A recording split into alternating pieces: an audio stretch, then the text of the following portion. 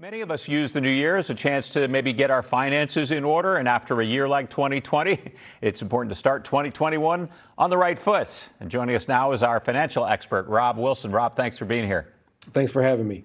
So we've been watching what's happening in Washington. So let's start with the COVID relief bill, talking a lot about those checks that may be coming, for whatever amount that Congress comes up with. There is other assistance, though, that will give people a boost, right, to start the new year? Yeah, those checks that we all want to see go out in the mail certainly get the headlines, but there are a number of other great provisions, even though we waited a little bit longer than we would have liked to have this bill passed. So people that are receiving unemployment benefits are going to get an extra $300 a week. That will definitely be a sight for sore eyes. There's an extension in the Paycheck Protection Program and the Economic Injury Disaster Loan Program. So small businesses who receive those loans, and even if you didn't, both of those groups are eligible to sign up for loans in this second round. There's also an extension of the Pandemic Unemployment Assistance Program, which allowed people like Uber drivers and delivery drivers who work in the so-called gig economy to get unemployment benefits when they weren't eligible for those earlier. There's funds in there, grants for live venues and concert venues. And there's also an extension of eviction protection, and there's about $25 billion for rent relief. So while we waited a little bit longer than we would have liked, there's a bunch of good provisions in there.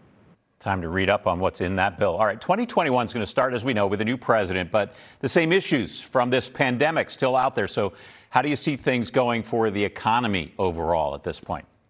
Yeah, I think the economy is going to continue to improve, but what we have to realize is that we are not on the other side of this yet. We can't get complacent just because the vaccines are starting to be distributed. We need to still socially distance. We need to still keep our masks on, and we still need to wait until everybody is safe. But I do believe that around the middle of the year, things should be cooking with gas again.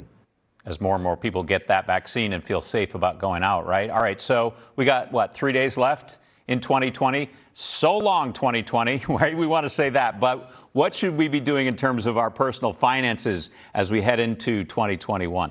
Yeah, that's definitely right. Good riddance to 2020. But what I would say is, I got one word for you, and that is plan. I know you want to relax over the holiday, but take these couple of days to make sure that you plan, because if 2020 taught us anything, we have to be prepared for the unexpected. So check out your portfolio, make sure you're allocated the way that you want to be. Look at your tax situation so that you don't face any surprises next year. And the last thing is, make sure that your important documents are up to date, your beneficiaries, your will, your life insurance, all of those things, because we just never know what's going to happen in the new year.